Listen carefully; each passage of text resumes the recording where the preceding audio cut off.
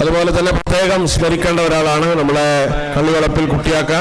ഇവിടെ ഒരു ഷെഡ് ആയി മദ്രസ നടത്തുന്ന കാലത്ത് അഹോരാത്രം പടിപ്പെട്ടാണ് ഈ മദ്രസയും മദ്രസയുടെ ബിൽഡിങ്ങും ഇപ്പോൾ ഹെവൻസ് പ്രവർത്തിക്കുന്ന കെട്ടിടവും അതുപോലെ പള്ളിയും എല്ലാം യാഥാർത്ഥ്യമാക്കിയതിന് പേരിൽ അദ്ദേഹത്തിന്റെ അധ്വാനമുണ്ട്. അദ്ദേഹത്തിനും അല്ലാഹു മഗ്ഫിറത്തും റഹ്മത്തും പ്രദാനം ചെയ്യുമാറാവട്ടെ. പ്രിയപ്പെട്ടവരെ, ഞാൻ അവസാനിപ്പിക്കുകയാണ്. ഞാൻ നേരത്തെ സൂചിപ്പിച്ചു, അമേരിക്കയുടെ പ്രസിഡന്റ് ഡൊണാൾഡ് ട്രംപ് ഈ അടുത്തൊരു പ്രസ്താവന നടത്തി. ആ പ്രസ്താവന ഗസ എന്ന് പറയുന്നത് ഒരു സുഖവാസ കേന്ദ്രമാക്കാൻ പോവുകയാണ്. അതുകൊണ്ട് ഗസ നിവാസികളെല്ലാം ഒഴിഞ്ഞു പോകണം. അതുകൊണ്ട് അവർ വേറെ സ്ഥലങ്ങളിൽ എവിടെയെങ്കിലും പുനരധിവാസം നടത്താൻ അറബ് രാജ്യങ്ങൾ തയ്യാറാവണമെന്നാണ്. അമേരിക്കയിൽ ഏറ്റവും പ്രധാനപ്പെട്ട ഭരണാധികാരിയാണ്, ലോകരാജ്യങ്ങളിൽ ഏറ്റവും വലിയ ശക്തിയുള്ള ഒരു രാജ്യമാണ്. പക്ഷെ അതിനോട് ഹമാസിന്റെയും അതുപോലെ ഗസ നിവാസികളും പ്രതികരിച്ച് ലാ ഹിജ്റത ഇല്ലാ ലിൽ ഖുദ്സ് എന്നാണ്. ഖുദ്സിലേക്കല്ലാതെ ഞങ്ങൾ ഹിജ്റ പോവില്ല, ഈ നാട് വിട്ടു പോകുക, ഞങ്ങൾ ഖുദ്സിലേക്കാണ് വരാൻ പോകുന്നത് എന്നാണ്. അപ്പൊ അങ്ങനെ പറയാൻ ആ ജനതയെ പര്യാപ്തമാക്കിയ ഒരു നിശ്ചയദാർഢ്യമുണ്ട്, കരുത്തുണ്ട്, അവർക്കുള്ള വലിയൊരു ശക്തിയുണ്ട്. ആ ശക്തി എന്ന് പറയുന്നത് വിശുദ്ധ ഖുർആനാണ്. അപ്പൊ ഖുർആൻ ഒരു ജനതയെ എങ്ങനെ സ്വാധീനിച്ചു എന്ന് നമ്മൾ 1400 കൊല്ലം മുമ്പുള്ള സഹാബികളുടെ ചരിത്രം ഇനി വായിക്കണ്ട. നമ്മൾ ലൈവ് മാറ്ററാണ് ജീവിച്ചുകൊണ്ടിരിക്കുന്ന, നമ്മൾ ജീവിച്ചുകൊണ്ടിരിക്കുമ്പോൾ നമ്മുടെ ഒരു ലോകത്തിന്റെ ഒരു ഭാഗത്ത് ജീവിച്ചുകൊണ്ടിരിക്കുന്ന ഒരു ജനത വിശുദ്ധ ഖുർആന്റെ സ്വാധീനം കൊണ്ട് ചെറുത്തുനിൽപ്പുകളുടെ പുതിയ ഒരു അധ്യായം രചിച്ചിരിക്കുകയാണ്. നിങ്ങൾ ആലോചിച്ച് നോക്കുക, അവിടെ സൈനികരായി ചേരാനൊരു യോഗ്യത എന്ന് പറയുന്നത്, സാധാരണ സൈനികർക്ക് ട്രെയിനിങ് വേണം, അതുപോലെ ആയുധങ്ങൾ ഉപയോഗിക്കാൻ അറിയണം, മനക്കരുത്ത് വേണം, തന്റേടം വേണം, പരിശീലനങ്ങൾ വേണം. അതിന്റെ കൂടെ ഖുർആൻ ഹാഫിളാവുകയും വേണം. അത് പ്രത്യേക യോഗ്യതയാണ്.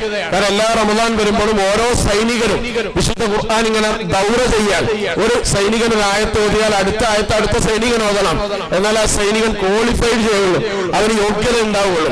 അങ്ങനെ ഖുർആൻ മനഃപ്പാടമാക്കി ലോകത്തെ വിശുദ്ധ ഖുദ്സിന്റെ മോചനത്തിന് വേണ്ടി കാവൽ നിൽക്കുകയും ജീവൻ കൊടുക്കുകയും ചെയ്യുന്ന ഒരു ജനത നമ്മൾ ജീവിച്ചുകൊണ്ടിരിക്കുന്ന കാലത്ത് ജീവിക്കുന്ന ആളുകളാണ്. ഭൂമിക്ക് മുകളിൽ ഖുർആൻ മനഃപ്പാടമാക്കിയ, ഖുർആൻ പഠിച്ച 70% ജനങ്ങൾ ജീവിച്ചിരിക്കുന്ന ഭൂലോകത്തൊറ്റ സ്ഥലമേ ഉള്ളൂ, അതാണ് ഗസ എന്ന് പറയുന്നത്. അതുകൊണ്ടാണ് ഡൊണാൾഡ് ട്രംപിനോട് പോയി പണി നോക്കൂ എന്ന് പറയാൻ, ഏറ്റവും അവരുടെ ഒരു അത്താഴ പട്ടിണിക്ക് പോലും ഭക്ഷണമില്ലാത്തൊരു ജനതയ്ക്ക് അങ്ങനെ പറയാൻ സാധിക്കുന്നത്. ഇന്നലെ ബന്ദികളെ കൈമാറിയ നിങ്ങൾ ആലോചിച്ച് നോക്കുക. ആ ബന്ദികളെ കൈമാറിയപ്പോ ബന്ദികളായ ഇസ്രായേൽ ബന്ദികള് ആ സൈനികരുടെ നെറ്റിയിൽ ചുംബിക്കാൻ, ആ ബന്ദികൾക്ക് എന്താണ് മോതിരം, സ്വർണത്തിന്റെ ഗിഫ്റ്റാണ് കൈമാറുന്നത്.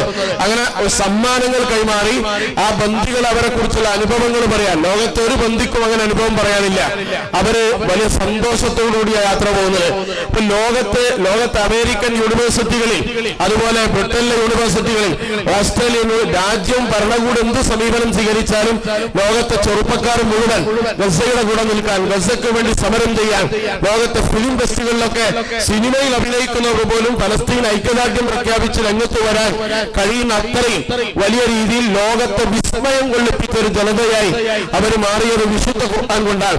നെട്ടൽ നിവർത്താൻ ഭക്ഷണം കിട്ടുന്ന അത്രയും ശേഷിയില്ല.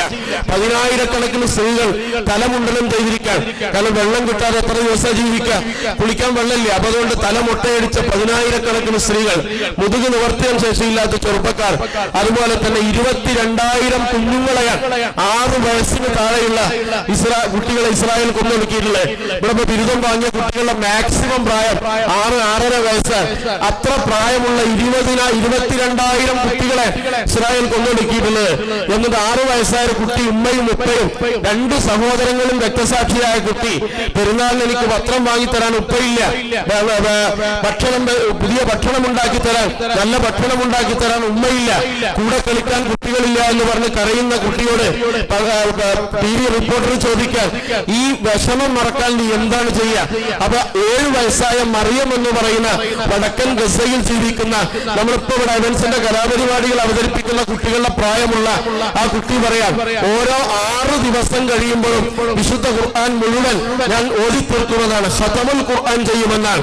6 ദിവസം കൊണ്ട് 7 വയസ്സായ ഒരു കുട്ടിക്ക് തലക്ക് മീതെ ബോംബും മിസൈലും വർഷിക്കുന്ന ഒരു ഘട്ടമുള്ള സമയത്ത് 6 ദിവസം കൊണ്ട് ഖുർആൻ മുഴുവൻ പാരായണം ചെയ്യാൻ കഴിയുന്നു എന്ന് പറയുന്ന ആ നിശ്ചയദാർഢ്യമുണ്ടല്ലോ, ആ നിശ്ചയദാർഢ്യം ലോകത്തും മനുഷ്യന് അതിജീവിക്കാൻ ഇന്ധനം നൽകിയതാണ്.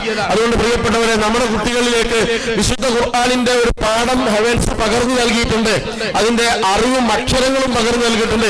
ഇനി ഒരിക്കലും അത് വിടാതെ നിലനിർത്തേണ്ട ബാധ്യത ഇവിടെ സനത് വാങ്ങിയ കുട്ടികൾക്കും അവരെ കൂടെ നിന്ന രക്ഷിതാക്കൾക്കുമുള്ളതാണ്. ഇവിടെ നിങ്ങൾ ഫോട്ടോക്ക് ബേസ് ചെയ്ത് രക്ഷിതാക്കൾ, നിങ്ങളുടെ ഏറ്റവും പ്രധാനപ്പെട്ട ബാധ്യത നിങ്ങൾക്ക് ആ കുട്ടിയുടെ ഖുർആൻ വിടാതെ പിന്തുടരേണ്ട ആവശ്യം നിങ്ങൾക്കുണ്ട്. ഒരു ദിവസവും ഒരു ആയത്തെങ്കിലും പഠിക്കാതെ നമ്മുടെ കുട്ടി മുന്നോട്ട് പോകരുത്. നമ്മുടെ കുട്ടി IAS കാരനായാലും ശരി, IPS കാരനായാലും ശരി, നിങ്ങളുടെ കുട്ടി ഏറ്റവും വലിയ ജോലിയിൽ പ്രവേശിച്ചാലും ഖുർആനുമായുള്ള ബന്ധം വിടാത്തൊരു കുട്ടിയായി നമ്മൾ കുട്ടിയെ ചേർത്ത് നിർത്തണം. അത് ലോകത്തെ ഏറ്റവും വലിയ നന്മയാണ്. ഇല്ലെങ്കിൽ നിങ്ങൾ ആലോചിച്ച് നോക്കും, മദ്രസയിൽ പഠിച്ചതുകൊണ്ടൊന്നും കുട്ടികൾ രക്ഷപ്പെടൂല.